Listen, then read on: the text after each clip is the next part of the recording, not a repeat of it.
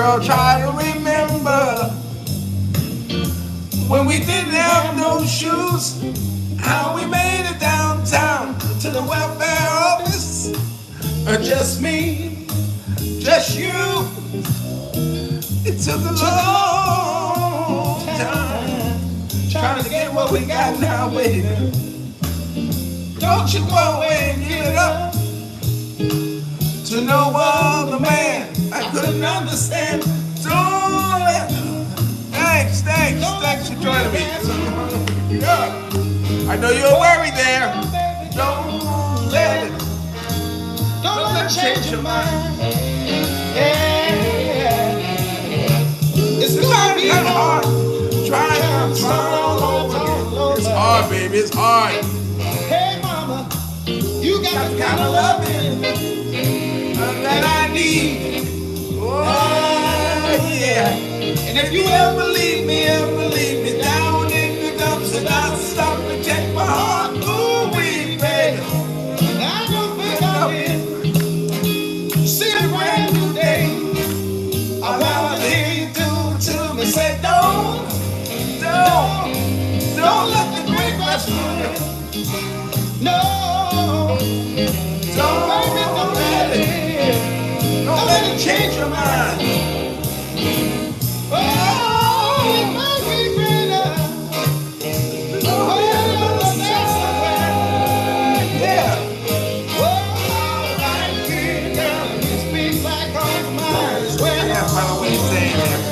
But you know what? Check it out. These fellas play a little bit. Welcome to Sunday Morning Classic. As time goes by, so does music. And today I have a very special guest for you. And thank you for waiting. I know I was about, 2 minutes late? Oh well.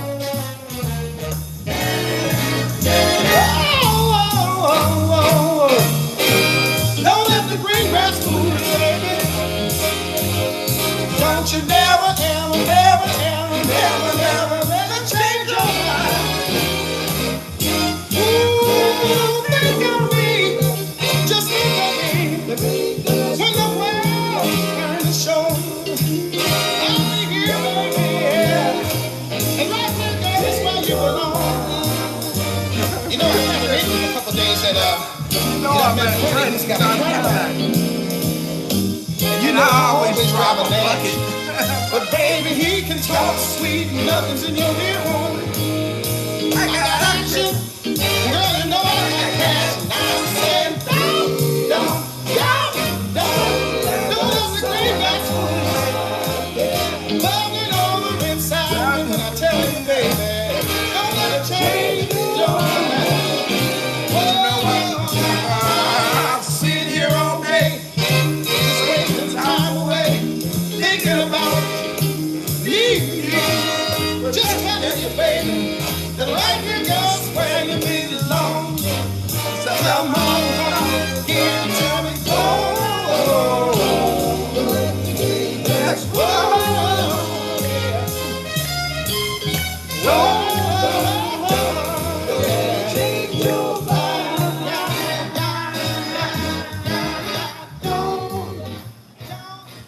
Okay, again, welcome to Gerard Sunday Morning Classic. As time goes by, so does music. Man, this was a chaotic morning. I mean, I have a guest who I interviewed, and we were supposed to do it at 5:30 in the morning, and it didn't happen. And at like 4 or 5 in the morning, something like that. She's in Las Vegas, and so I'm trying to think.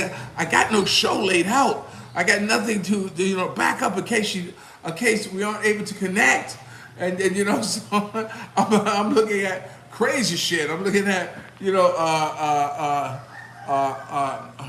artists who got sued for sampling classic soul music. Hip hop music who got sued. I'm just looking at just crazy stuff to try to feel out how am I gonna fill this hour. But lo and behold, we connected and she came on. Now, this artist came at me and say, good morning. Don't act surprised.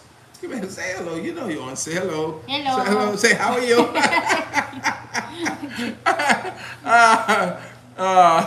She's doing fine, believe you me. But anyway, This person who I interviewed, she is someone who I knew when I was in Las Vegas. The first thing I told her was send me 5 songs to play on my classic soul. As time goes by, so does music, and she did, and we'll be getting to a few of them. But I knew some of her history, but I had no idea about the history she's going to share with me. Her name is Carrie Brown. So I'm gonna try to play the interview back. So we'll see what happens. Murphy's Law, it can go wrong well, but hopefully but she said, oh man, she sent me along. I can't read that now, baby. Maybe later. But let me see if I can play it. Let's see if it'll connect. Oh, it did. It connected speaker. Okay. No. This is the tough part. Here it is. Okay. I don't know what is this. Bring your photos to life. I always ascribed, to do away with commercials. So, of course, I still get them. So I don't know why. Okay. Hi, ad. 2 ads. Okay, there were eggs. Okay, here we go. Okay. Even know where my camera is to turn the thing off. Shoot, Gerard. All right, I'm just going to leave it like this because you're really catching me in a bad time. Okay, okay. So. She is apologizing or mentioning the fact that she's not camera ready, which is fine. Most of the time that it's hard to catch her when they are ready to go on camera. But I mean, I'm the only one who sits around the house looking gorgeous. Okay, so let's go on. Okay, all right, that's not a problem. Okay, well, Carrie, number one, I am absolutely elated to have you back in my life again, talking to you again, interviewing you again. So before we get started, or tell everybody who you are. Okay, my name is Carrie Brown. I am actually titled the Royal Legal Crown Queen. Carrie Brown of Las Vegas, entertainment capital of the world, nation's ambassador USA. Yeah, I know, Gerald, that's a long title. But it works for me, baby. It works for me. Okay. Okay, now, to give everybody a little bit background about your, exposure to the entertainment business, why don't you tell us of some of your experiences or some of your clients, might be the best way to say, who you have managed or assisted managed in the business. Well, you really asked a big question there. Yeah. I really started as a kid when I was growing up in Camden, New Jersey. My big sister is Cindy Birdsong of the Supremes. Ooh, okay. And when I was a child, Cindy took me everywhere. Oh, my God. You talk about the exposure of Motown. Carrie had that background. And at one particular time, my sister Cindy was actually one of the Bluebells with my cousin, Patty LaBelle. I knew that. So I related to on my father's side of the family. Right. So I really, really come from a long line of very well-known entertainers in my family. Right. Also, when Cindy went to go do her interview or her audition for Motown in Philadelphia, I probably had to be about a good 4 years old. And most of all the kids were older than me. So everybody is in school. So Cindy is taking me everywhere, really. Yeah. And so this one in particular day, the mom couldn't get me. And so Cindy took me to the audition when she was auditioning to become a Supreme.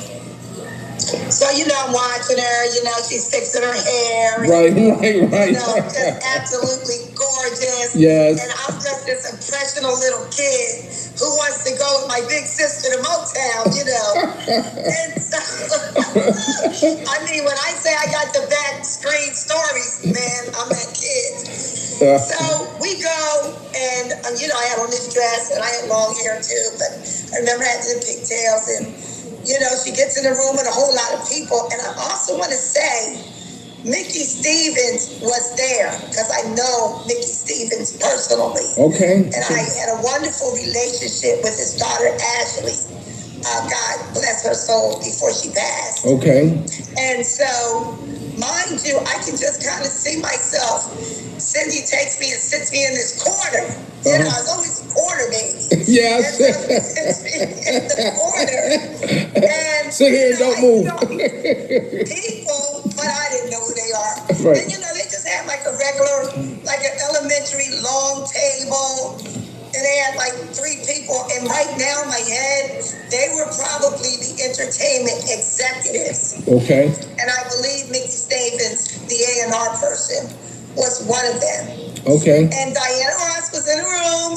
Yeah, okay. And, a couple other women or what have you. I was a kid. I don't remember everybody, but I can really see visually the picture. Okay, right. She was auditioning. There was no yay or nay, while she was there. Right. And we ended up leaving. And then 2 weeks later, we're all out like in the front of the house. Cindy's home. Evidently, she had no rehearsal or anything to go to. Mm-hmm. So Mom comes to the door and goes, Cindy, you got an important phone call from Motown. Well, man, time Cindy moves, I'm running behind her too. We're running behind her. She's on the phone. All of a sudden, she's screaming. Oh my God, I'm going to be a Supreme. You're not going to hear stories like that no place else other than Gerard's Sunday morning classics as time goes by. So this music. To her bedroom, and in Cindy's bedroom was like her dresser with her mirror, her like banquet table where she would sit down, put on her, makeup and her perfume, and then the bed was to like the right side of the wall. So I'm like sitting on the bed, and I'm like, I'm going to Motown. But Mom's standing next to her, she's crying. Because she was excited. Okay. And I was just as excited for her.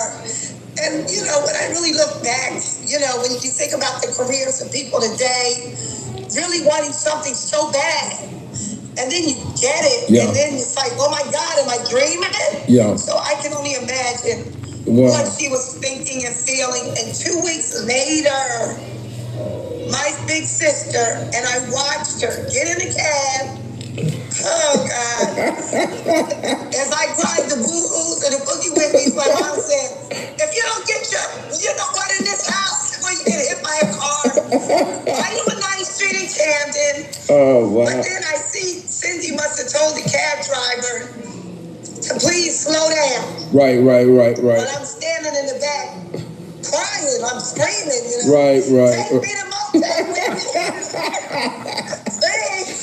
Please, don't leave me.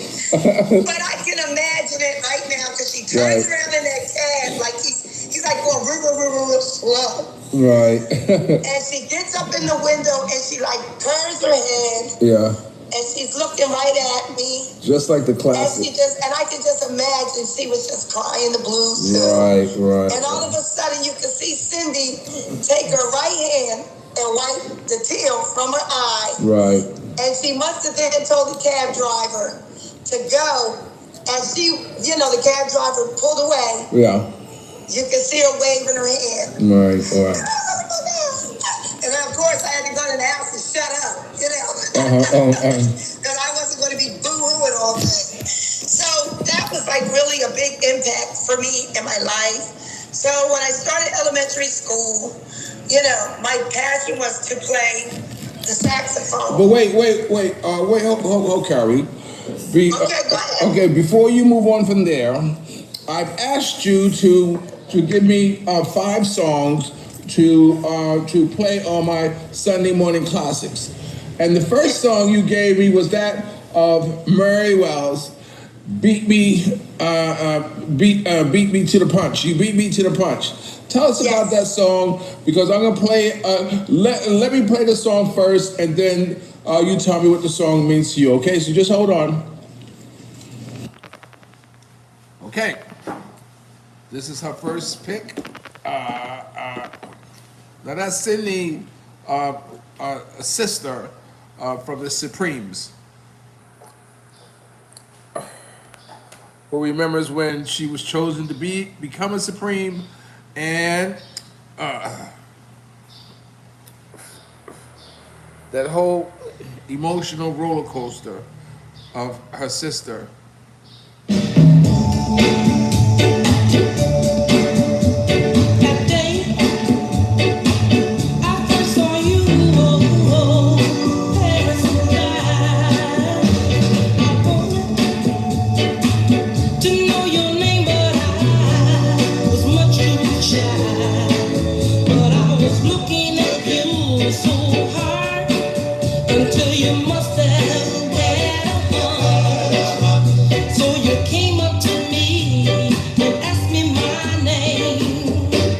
You beat me to the punch. Thank you for your life. You beat me to the punch. Oh, you beat me to the punch. Oh, after I hadn't known you for what seems like a long, long time, I wanted to ask you, would you please be mine? Whenever you came around, my heart would pound. So you must have had a hunch. So you came up to me and asked me to be yours. You beat me to the punch. One more time. You beat me to the punch. Oh, you beat me to the punch.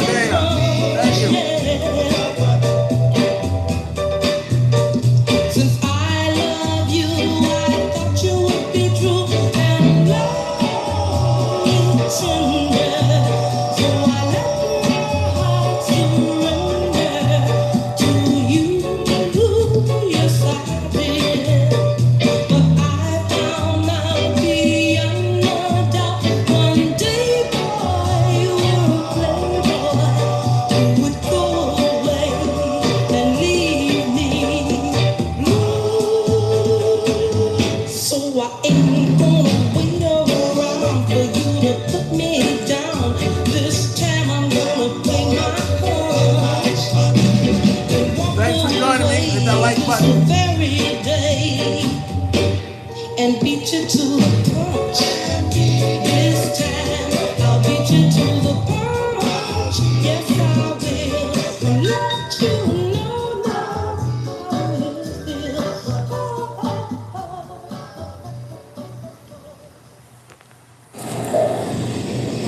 Okay, we're back. Okay, so tell us about that song and why you picked that song. I know Mary Wells, and during that time, Mary Wells was actually the one that put Motown on the map, wasn't she?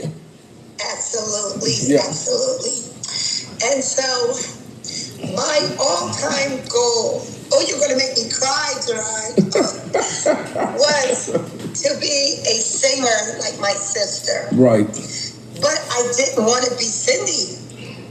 Okay. I wanted to be me. Okay. So when Mary Wells came out with all the fabulous songs that she was singing, Yes. mind you, my sister's away now. She's touring. She's singing with the Supremes. Right, right. And so, I'm doing different songs and everything, but Mary Wells captured me in the key that I could sing. Oh. Diana was too high for me. Right, right, right. Even though there are some songs of Diana Ross I can sing and I can perform, Right. provided they're done in my key. Right, right, right. So being as lit as you could say as I am in the music industry. I hate to say it, but I do. I pat my own self on the back. Right. Is because you want to do it the right way. Yeah. And you really don't want to go out, even though I love Diana. Don't get me wrong. I party with Diana Ross, you know, but a lot of her songs that I love so much, I dare not do them in public. Right. It's really, to me, an insult Okay. to the artistry and the creativity, you know, of originality of the songs. Well, you know, so I pick very well. Yes, absolutely. Well, you know, it's funny you mention that, because you don't hear a lot of artists singing the songs of the Supremes, you know, as they do remixes of songs. You don't hear them doing any of those songs. Yeah. And I'm going to say this to you, being in Las Vegas, of course, you know, I'm stationed in Las Vegas. Yes. But now that I'm that nation's ambassador for so many facets of that humongous titling, I mean, that's the best way I can put it. Right. And one of the pieces was entertainment. Yeah. So a lot of the stuff that people are doing or not doing as you're bringing out, you know, there's a lot of ill factors too that's coming with entertainment. Right. You know, trying to be politely stated. Yeah. There's just some stuff that people are just not going to work with. Yeah. Because they know the backdrop. Well, you know, speaking on that, let me ask you this question. What do you think? I mean, you look on YouTube and you look at all the titles or the tragic story of so and so, or you know, you wouldn't believe what happened to so and so, and then you know, come to find out that a lot of it's not true, but just the sensationalism of wanting to talk about the negativity of the industry or want to put everybody's dirt out there these days. I'm going to say this to you because before I received the title, and I have to make mention of Dawn Reese. She was the very first director that came to me about the title. And I asked her, I told her, I said, I'm not nobody's queen. What's wrong with you people? I said, I'm a city girl with a country girl's heart. You know what she said? What? She said, Carrie, we watched you for 4 years and we need your integrity. Okay, now. Okay, my eyeballs got real big. Right. And I was like, wow.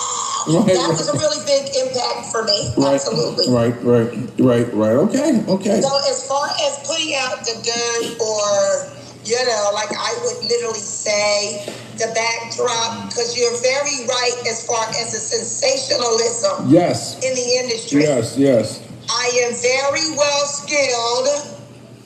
Thank God I got to mention her name for Rachel Williams out there in Philadelphia. You don't have to mention. You don't have to mention that name. Who is it? Rachel Williams? Oh no! I thought you were talking about the other one. But it's okay. Rachel Williams is good. Her name was Rachel Williams. Okay. One of the most greatest ladies in the entertainment. That is something personal between her and I had established many years ago, that we were involved in a venture, and we both got really a bad taste in our mouths for this individual, and so we vowed never to speak her name. So that's what I thought she was going to say. I said, no, you don't have to. Just to explain it to you, to give you the backstory, because it's the only way you're going to find it is on Gerard Sunday Morning Classics as time goes by. So there's music, and you're listening to Miss Carrie Brown, you know, and she talks about her experience in the entertainment business and being the queen of Las Vegas, you know, entertainment. Well, I don't know how long you want to make the name. But, you know, she's the one. Entertainment industry in Philadelphia. Okay. Who mentored me and started me from the time I was 19 years ago, 19 years old. Okay. She taught me practically everything I know, and all these artists that we're mentioning, she worked with. Okay. So a lot of my career stemmed from working for her when I was about like 19 years old. So I think I shared with you, we haven't got there as of yet, but I don't want to make mention of their names. Right. Because she really impacted my career. Right. Working with a lot of those legendary stars and entertainers. Well, we will get to them, but right now, let's play another one of the songs from your list. And this next song you chose, or your next artist was Smokey Robinson, Ooh Ooh Baby. Okay, so hold on, Carrie, let us play this song, and I'll be right back. Right now, you're speaking to Miss Carrie Brown on Gerard Sunday Morning Classics. As time goes by, so does music. Hold on, we'll be right back.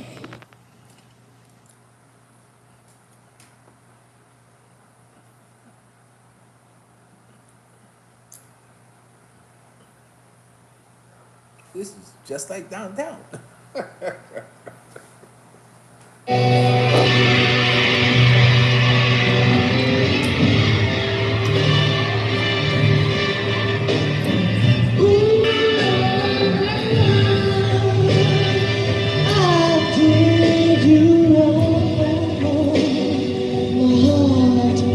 Went out to play, but in the game I lost you.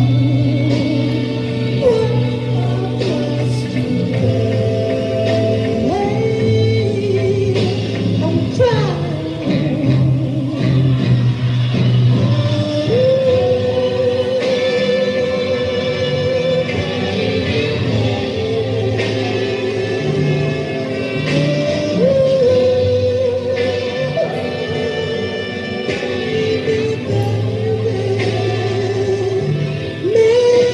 Mistakes, I know I made a few, but I'm only human.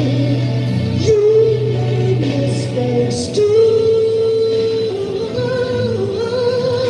You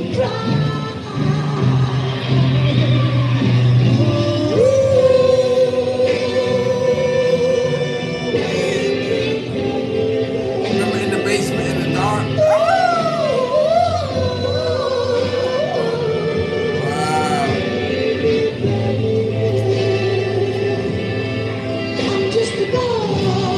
That was the song.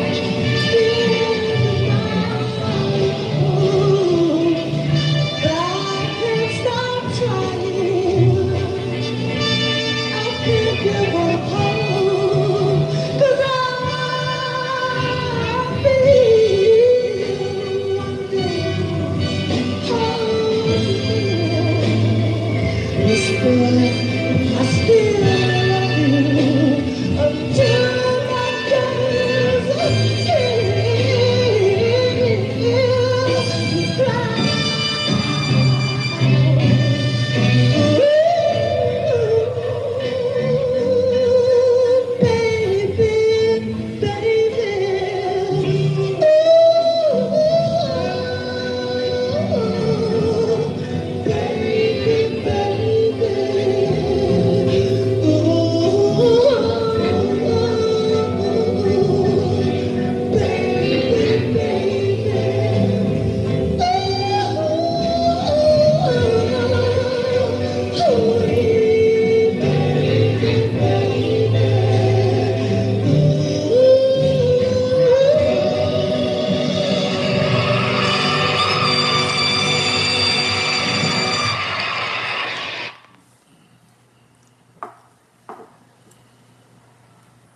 It's easy to see why another song came out and said, baby, baby, please.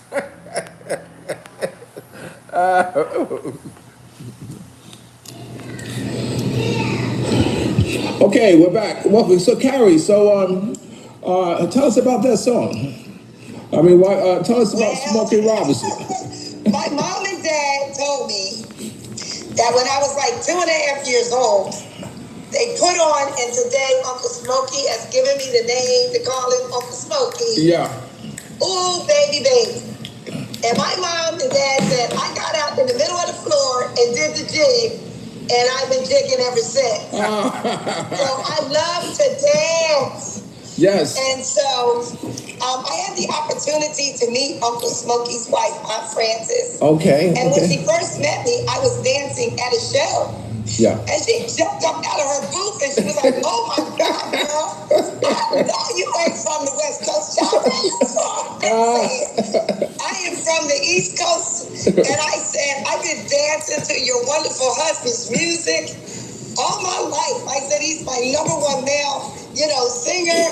And she was like, oh my God, we're working on a project with Smokey. And she said, I would love to, introduce you to him so you can see him dance. Oh. Now, if I was ever, introduced to Uncle Smokey when I was a kid, I don't remember. Right. But I can tell you this, every time I got pregnant to go to a Smokey Robinson concert, my mom wouldn't let me go because she would say, you're either going to have that baby dance or you're going to have a baby dance. I was just sick to be tired. I was like, oh my God, I want to go. Right. But guess how I got to finally get to go to a concert of Uncle Smokey? Was in Las Vegas, but I had to be located here in 2005. And it was all over the radio, Smokey Robinson, Green Valley Hotel. Right. And I was so green to Vegas, I didn't know nothing about Vegas. I more or less knew how to get to work in the morning. And I was like, okay, I am going on a scavenger hunt to find Uncle Smokey. I'm going. I got to get to this concert. So a wonderful lady who friended me here in Las Vegas, who became my darling's best friend here, a cute little blonde Italian lady I met just wandering around in Vegas. And I asked her, I said, do you want to go to a Smokey Robinson concert? She was like, yeah, sure, that sounds great. I've never been to a Smokey Robinson concert. I said, well, you know what? I want to be up close and personal. I said, so do you know he gives out roses at his, concerts and he shakes your hand? I want that experience. There you go. So she was like, how much are the tickets? I said, well, they're $100 a piece. He said, for the VIP section. Right. And I said, they go from, like the gold, circle, silver, platinum. Right. I said, I want the silver platinum. That's $100 tickets. Yeah. She said, yeah, I don't have $100 for $100 tickets. So I'm looking at her like, really? Oh, this is my baby. Oh, man, I got to tell. And I really didn't want to leave her behind. Here's my baby, Duchess, and there's Malin. Hello, Duchess, see? Hello. You smile? I want to go on. I thought you'd make coffee for me. I gave you the cup. Oh, my God. Good help is hard to find.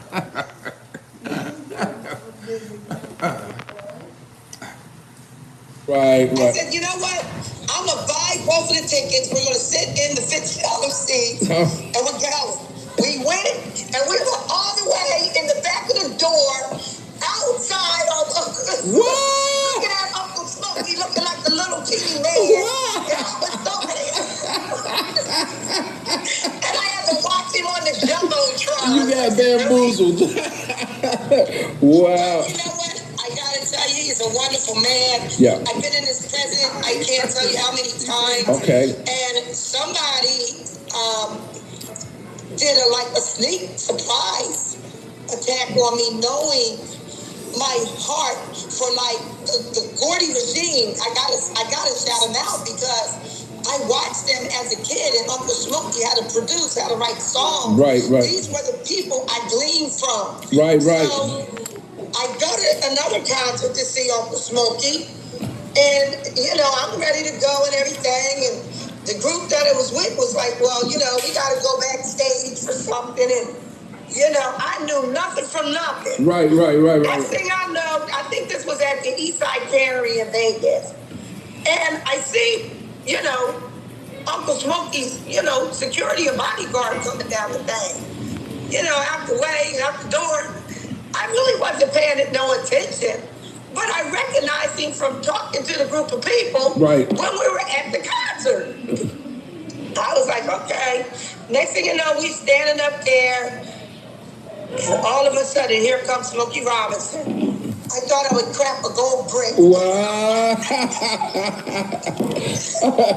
even got the picture of us with him holding me in his arms. And Wow. what amazed those people was I had showed them a dress and a sweater I had bought, my earrings, my necklace, my bracelets, and I said, if I ever got to meet Smokey Robinson, this is what I'm going to wear on that night. Okay. And I had it on. Okay. And that was like 8 months prior. Wow. So God will.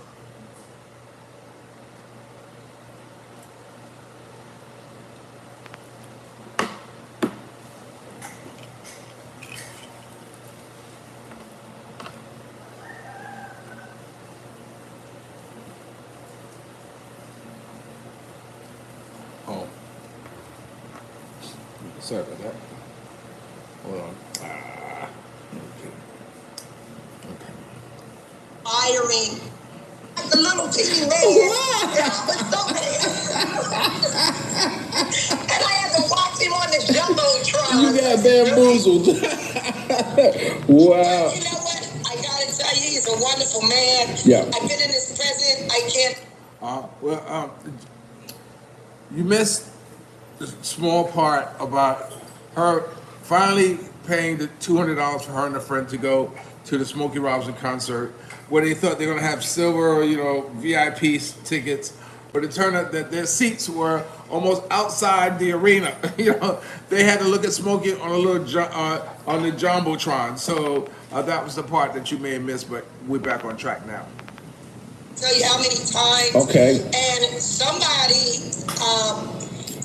did a sneak surprise attack on me, knowing my heart for the Gordy regime. I gotta shout them out because I watched them as a kid, and Uncle Smokey how to produce, how to write songs. Right. These were the people I gleaned from. Right. So I go to another concert to see Uncle Smokey, and I'm ready to go and everything, and the group that I was with was like, well, we got to go backstage for something, and I knew nothing from nothing. Right. Next thing I know, I think this was at the Eastside Carrie in Vegas, and I see, Uncle Smokey's, security and bodyguard coming down the thing, out the way, out the door. I really wasn't paying it no attention, but I recognized him from talking to the group of people right when we were at the concert. I was like, okay. Next thing you know, we standing up there, and all of a sudden, here comes Smokey Robinson.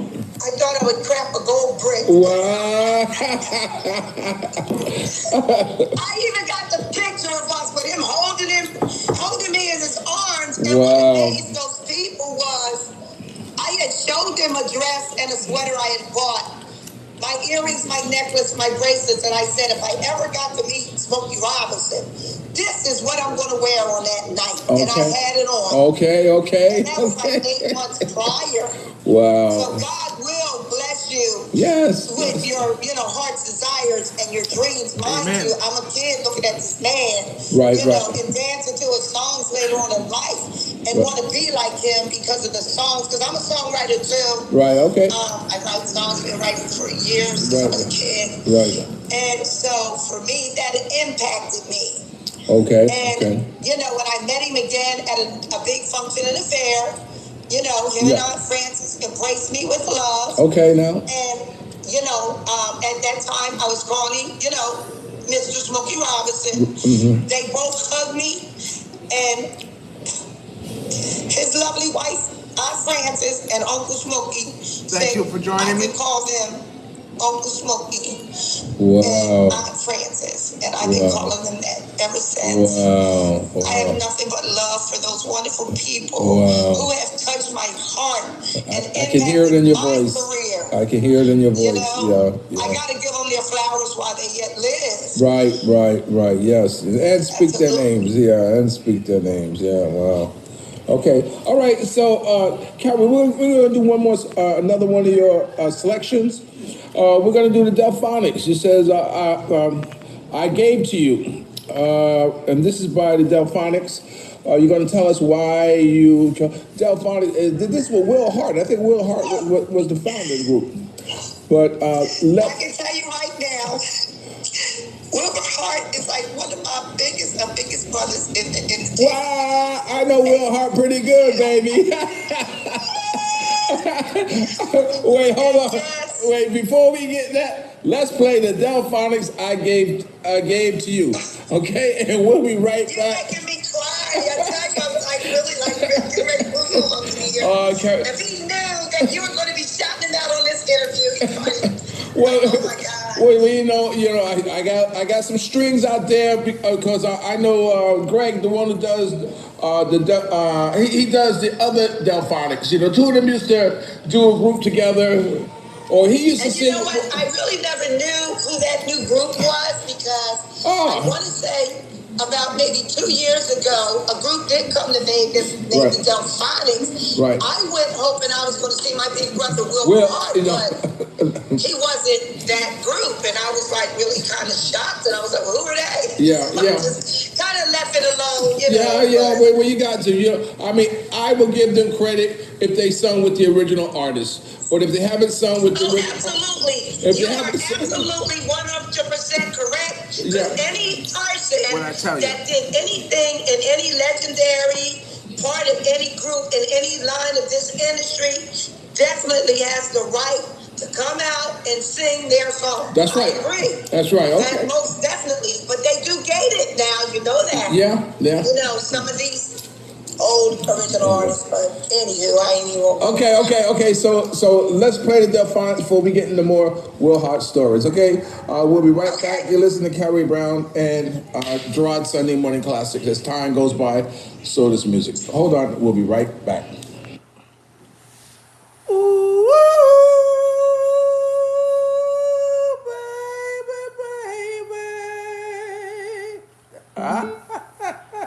Almost sound good.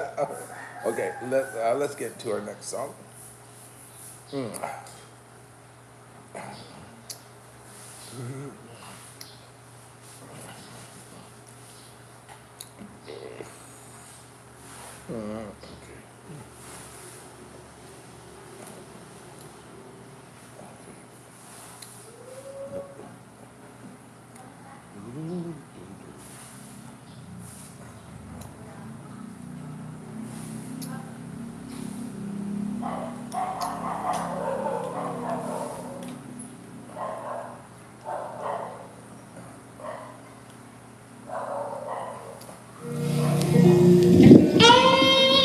You're gonna love me. You're gonna want to hug me. Oh, you're gonna love me. You're gonna want to hug me and squeeze me for the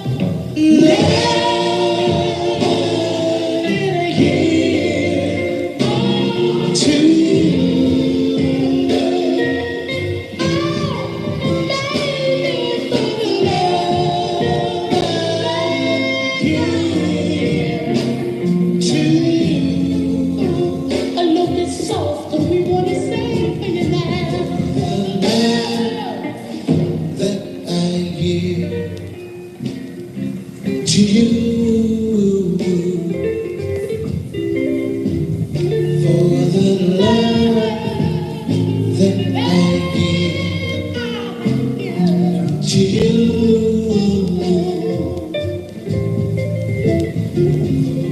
Slow down, just a little bit. I wanna make you understand that slow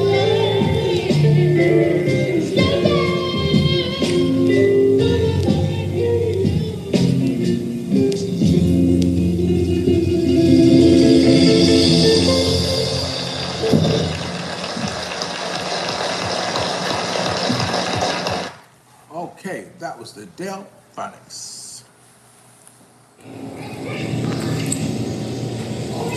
And we're back. Okay, Carrie. Boy, that song. What is it about that song you like? Tell us about this song had a special meaning. Go ahead. Absolutely. In my earlier years, again, working with Miss Rachel Williams with her adult television show in Delaware, she had a cable show. And, you know, we had to interview the artists to, you know, open up for those big major groups like the Delphonics, as you mentioned. Mm-hmm. And so the Delphonics graced Miss Rachel's platform in Delaware, which was that adult show for those legendary stars, you see.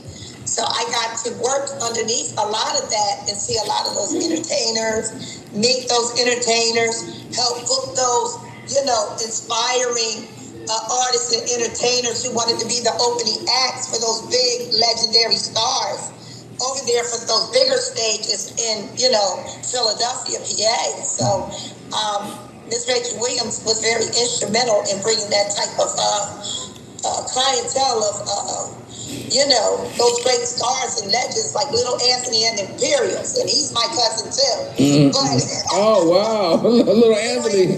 Okay. The Delphonics. Come on, somebody. Very white. I mean, we was doing our thing over there in Philadelphia back in the day. So, okay, yes. Okay. The Delphonics was one of them. Wow. Okay. So, we're getting close to a closing time because my show starts at 7, but we might go over here. So, you know, you spoke about the industry. Oh, wait. Well, first, let's talk about some of the artists who you've been affiliated with as we get closer to the 90s, because you were instrumental in one big major group coming out. Tell us about your business with Boyz II Men. Okay, before I even go there, I definitely want to shout out my legendary child star son, Dwayne Anthony Turner, who really put me on the map in the industry. Okay. He grew up in the industry as a kid. Okay. And that's how those bigger doors opened for me. Okay. So while I was working again with Miss Rachel Williams for Unison TV over in Philadelphia, Energy Management, which I still have the original copy of the letter that was sent to Mrs. Rachel Williams to work with boys with the number 2 in the middle. Right. I was in the office that day, and she called me. She says, Carrie. I says, yes, Miss Rachel. She says, I got a good friend of mine coming in the office today with a group of guys, and they want me to put them in the Robin Hood deal. She said, you think you want to work with them? I explained to her why I haven't met them. I haven't seen them yet. I don't really know what they can do. She said, well, they'll be in the office today at 2 o'clock. She said, so, you know, just let me know when they get here. I said, okay, fine. So I'm sitting at my desk. Now, let me tell you about this desk in Miss Rachel Williams' office. If you ain't cutting the cake, baby, your desk is at the front door. You're going to be out the door if you don't get the job done, okay? So let me tell you how I got to meet Boyz II Men first, because my desk was still sitting at the front door. Right. Still trying to slice the cake,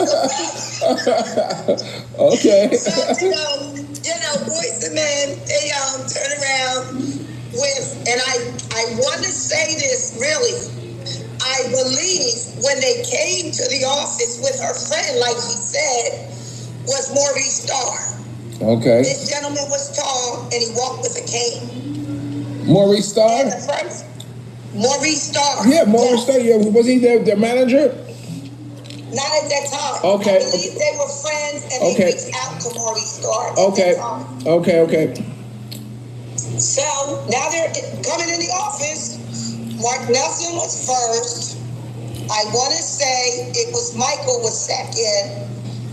And then it was Sean. And then it was Wanye. Okay. And they stopped right at my desk.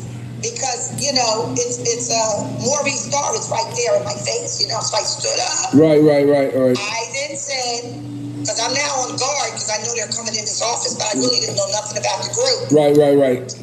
So I said, you know, good afternoon. And he said his name. Right. But again, I can't remember. It's been too long ago. I would actually have to get that information from Mark Nelson because Mark Nelson was with them, you know. Right. Like I said, Mark was the first one.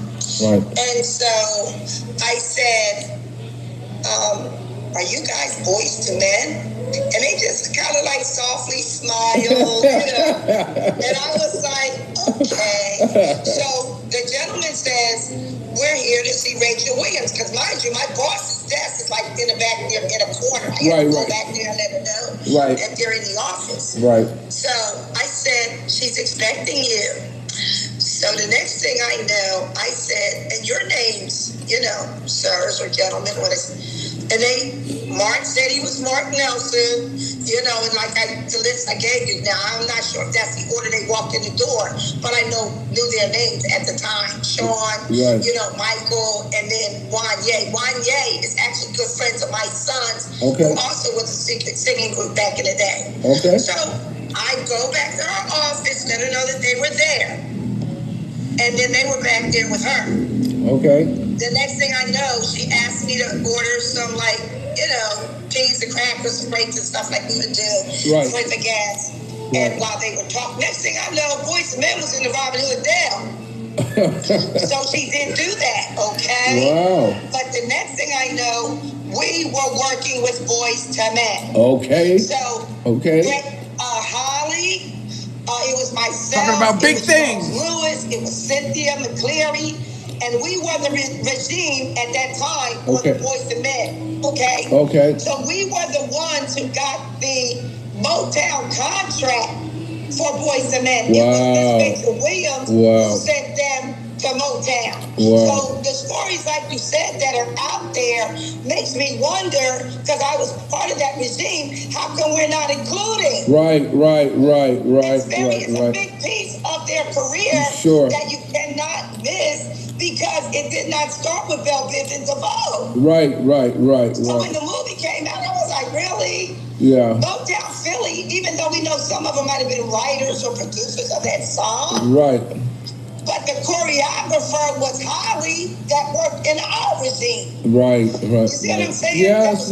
To train these young men under Unison's establishment of Miss Rachel Williams. That's just the best way I could put it. Wow.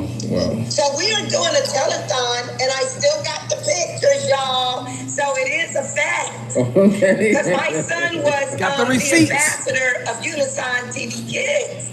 Right. We were at a telethon that we were doing under Miss Rachel Williams, and I received a call from Sean that they were back in town from Motown, and they were not going to go back to their hotel until they came to see us because they had some good news for us. Right. So he asked me where we were, and I told him.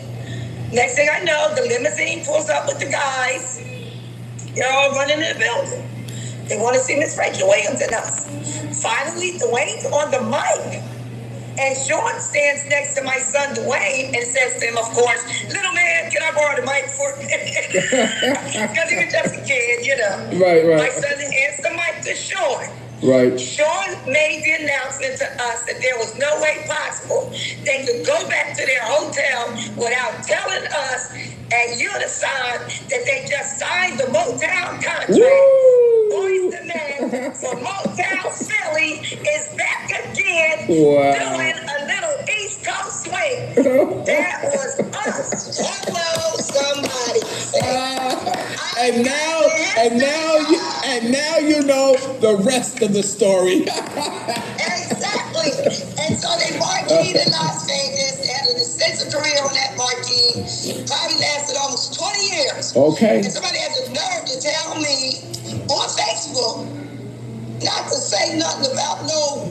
Boy, I let it rip, man. Right, Boy, right. Cuss them out. Right. Don't mess with me, because them young men love me. Right, They right. know who I am. Yeah. They love me like Big Mama. Right, They have right. much respect for me. Okay. And I mean, what you got? Look, so when you said the sensationalism, Right. that was part of my job. Right. Yeah. Hello. PR, So yeah, them purple slips, Yeah. I still got today. Yeah. Hello. Were my purple slips for the PR person, for the sensationalism to make them bigger stars, and they're much more bigger stars. Hello. Yeah. Today. Okay, Carrie, before we go, tell us about your bullying program, because that's what you're involved today. Because the entertainment industry, it doesn't last forever, and you got to find another avenue to put your energy into to do something positive and make a difference in this world. So tell us what it is you're doing today. First, I want to say, please forgive me on this interview because I do have asthma. So if I sound like I'm trying to yell, I'm really trying to get it out. But, Okay. my bullying platform stems out of the entertainment industry. Okay. And I was bullied in the entertainment industry. Okay. And when I say I really had to fight, I had to fight.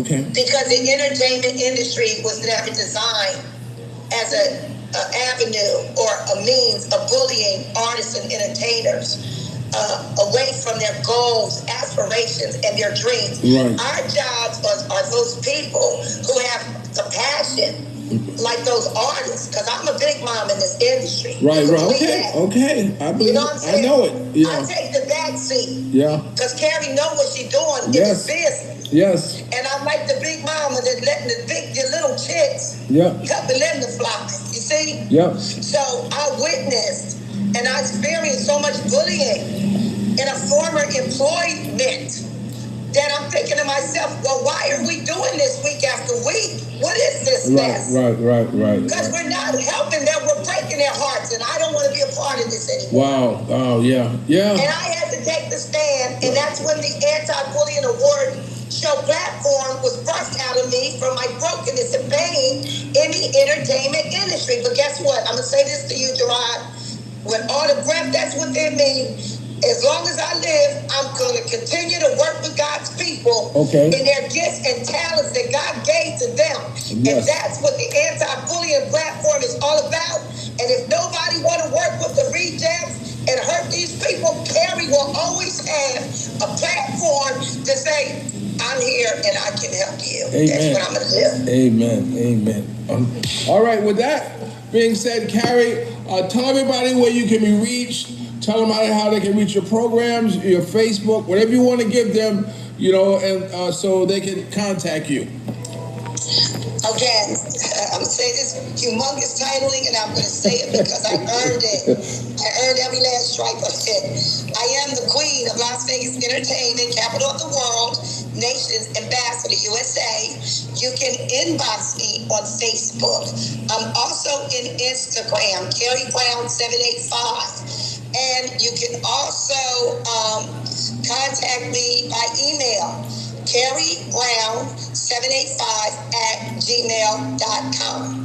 Very good. Okay, Carrie, again, thanks for coming on the Sunday Morning Classic. As time goes by, so does music. And so what you can do right now is that we can sign off, Carrie. You can go right on to Gerard Black in the Philippines with the Truth and catch the show, all right? Awesome. Do me a favor, Gerard. Yeah. Can you please send me the, I guess once you get it all done and loaded up so I can share it on my page. Okay. And the full name of what I did today, because I'm going to put it on my Facebook page too. Okay, very good.